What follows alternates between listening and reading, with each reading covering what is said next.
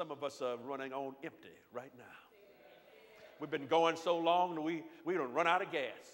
We're on fumes.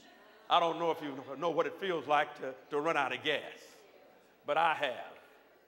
One day I was watching my father, and if you all know, my dad was the founder of Leon's Barbecue, and some would say that he was a millionaire, and he probably was. But he owned a Rolls Royce before he passed.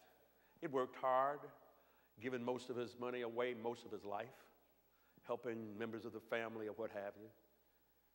And so one day I was driving down Stony Island, right at 60th and Stony. And my dad had a Corniche Rolls Royce, which was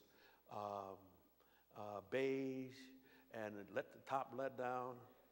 And I turned the corner heading to TWO, and I saw this man out pushing a car.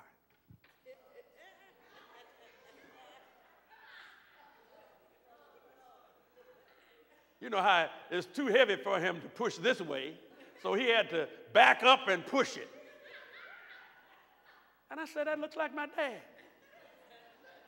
And so rather than to continue down the street, I stopped, got out and parked my car, and said, Dad. He said, yeah, that's me. Leon? I said, yeah. Is that you? He said, yeah, whatever. Those of you who know my father would know that if I asked him a dumb question like that, he would have an expletive to add to it. But anyway, he said, yeah. And then he went on to talk about the car. I said, well, what's wrong with it? He said, well, the electrical or something, I don't know what's wrong with it. Well, the people had come out and had to come and take the car up, and they put it on a flatbed and they carried it off. And so the next day, I called my dad. I said, what happened to the car? My dad said, well, I'm ashamed to say, but I ran out of gas.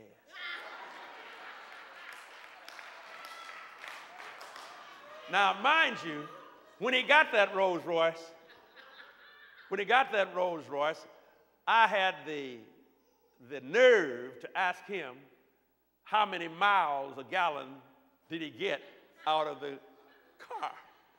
And he said, you got to ask that question. You don't deserve to have no Rolls Royce. So I said, hey, Dad, did you find out how many miles you get out of a gallon of gas? All in fun. But some of us have our little Rolls Royces, don't we? These are little bodies, little temples that we have. And sometimes they run out of gas. Sometimes we need to have our souls restored. And when you run out of gas as a spiritual person, let me tell you what that looks like. That looks like you get mean and ornery. And anybody say anything to you, you get offended. Somebody say amen, Reverend. It means that you are constantly agitated. Nothing is ever right in your life. Nothing is ever right. Somebody touches you on your shoulder and immediately you feel hurt and injured. Can't nobody say anything to you, good or bad. If somebody compliments you, you want to know, what did you say that for? If somebody takes you down, you want to get into a fight. When your soul needs restoring, notice your behavior. My staff used to tell me years ago when Sandra's over there, when Carol Millicent was the president, and I think Sandra was just coming up, but they used to tell me, look, Leon, you need to go. You need to sit down and rest. You need to go on vacation. As a matter of fact, we have called American Airlines. We have ordered a ticket for you. You need to be gone somewhere else. Because I was tired and I needed to be restored. Some of us don't understand why our behavior is so different from the way we want to be. And I challenge each one of us to check yourself. Stop for a minute. Get into the green pastures. Get next to some still water and sit back and let God begin to minister to you and let God begin to restore your soul. And then you'll be able to say hello, and that hello is a wonderful commentary.